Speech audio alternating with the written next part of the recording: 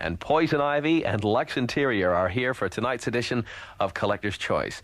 The Cramps have just completed another successful tour of Britain. Was this your third or fourth? Fourth, I believe. And then we did some one-off gigs, you know. They like flew us all the way to here and back because I guess they thought we were exotic, but...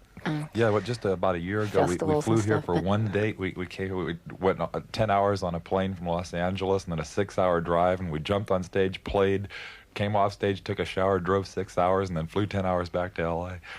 I still haven't gotten over it. Well, you certainly have a big fan following in this country, despite the lack of a top 40 single. I mean, you are really popular. Do you feel good about that? Does coming to Britain sort of make you excited in the fact that you do well? Yeah, it makes me real excited. Nice to be famous. Yeah. What about back home in the States? Are there kind of areas where you're stronger than others? Yeah, mainly the Midwest and East Coast. West Coast is okay, but it's more on like a large club level or something. There we can't too really many hot tubs out there and stuff, like too much to do besides rock and roll bands out there. It's not industrial enough or something. They don't appreciate it. All right. I want to start playing some of these tracks that you've brought along for us to hear tonight. As I said, I mean, these are really obscure to me. I mean, I haven't heard any of these choices of yours, Ivy. The first is Cannibal and the Headhunters, and this is Zulu King. Now, where did you pick this up? Okay, well, Cannibal and the Headhunters is an East L.A. band, and there's a definite East L.A. sound. They were Mexican bands, and it's from the area that we now live in. We used to live in New York, and we moved to East Hollywood, and that's we kind of became more aware of this kind of band, and I don't understand why it wasn't a bigger thing than it was. I guess it was mainly just popular in Southern California. Well, they did have a hit with, Land of a Thousand Dances they had a hit with. It was also a hit with Chris Kenner, but I think their version was probably equally strong. And Zulu King is obscure in that I believe it's only on that album there, and, and their album itself is probably obscure, I mean, their hit single, Land of a Thousand Dances, was more accessible. Yeah, there really wasn't a lot of hits that came out of that area, but it was a really strong scene, and some adventurous chronicler will come along sometime, like Roger from Big Beat or something, and make this a more well-known thing. The East L.A. sound is a great sound. And it's a real definite sound. It's right at the core of rock and roll. Later, I believe you're going to be playing the Midnighters, too, who are from that same scene, and I mean, they sound different, but they all have this real kind of lush sound.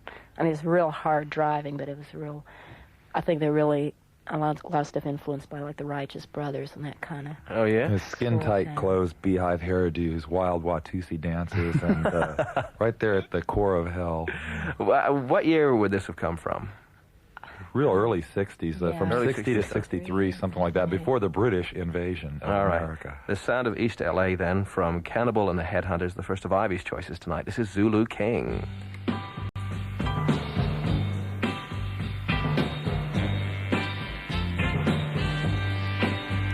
From the mountain tops covered with snow to the diamond mines, the drums echo from village to village throughout the land. They tell of the Zulu wedding plan. Blind man, beggar man, cripple man.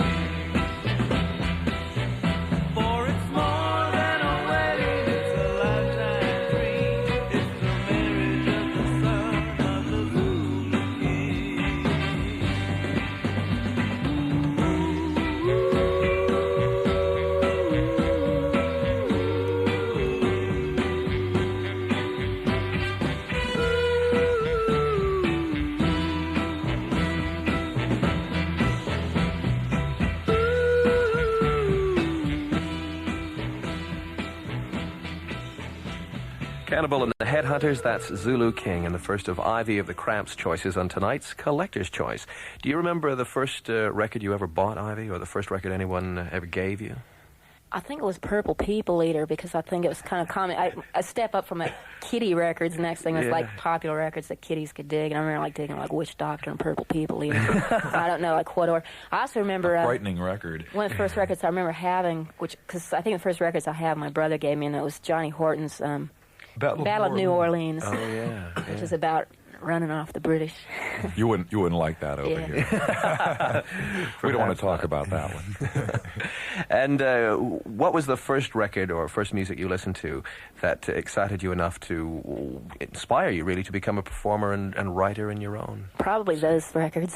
Oh yes? I was ham ever since I could remember, and I loved playing and singing. I'm more interested in playing guitar, but I love just playing guitar. But ever since I can remember, I wanted to be in a band. It's strange. In France, they actually think that Ivy is the daughter of Duane Eddy, because some rock critic wrote, Ivy, daughter of Duane Eddy. You mean like a metaphor or whatever you call it? Yeah, just as a joke. And they they took it literally. So we've been feeding that over there. A lot of people I wouldn't think deny she is. it. No, I bet you wouldn't. She's actually Link Wray's daughter. Who are your rock and roll heroes then? Who are the people that you most Link admire? Wray is my main hero.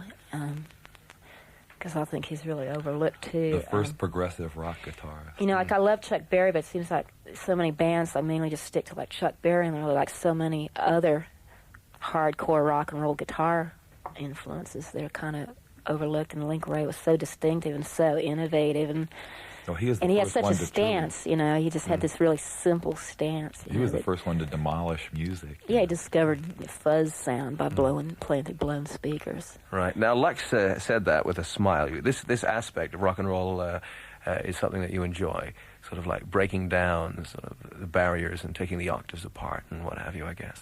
Oh, yeah. I think that's a real aspect of rock and roll that is real important.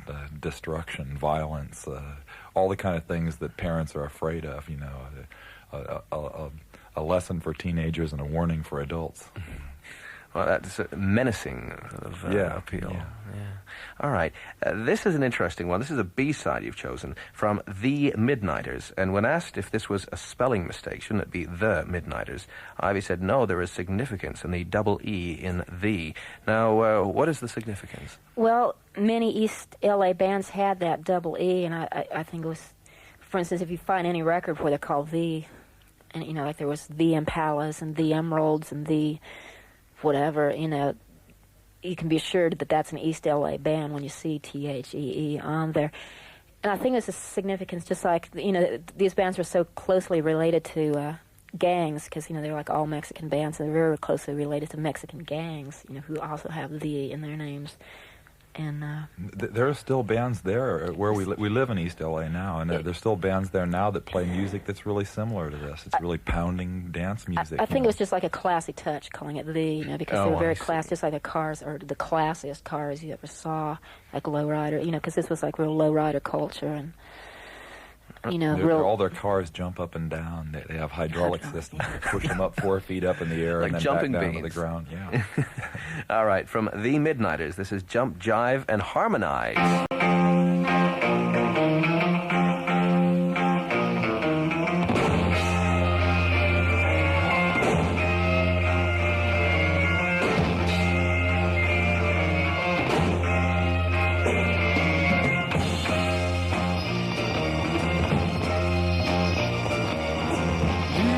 The soul, baby, I got the faith. You got the soul, baby, it's all it takes to jump, jive and harmonize. To jump, jive and harmonize. Come on, please, come on, baby, please, all right.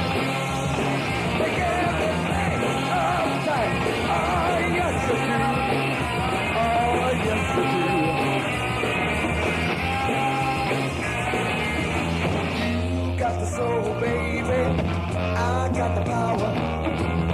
The way you groove,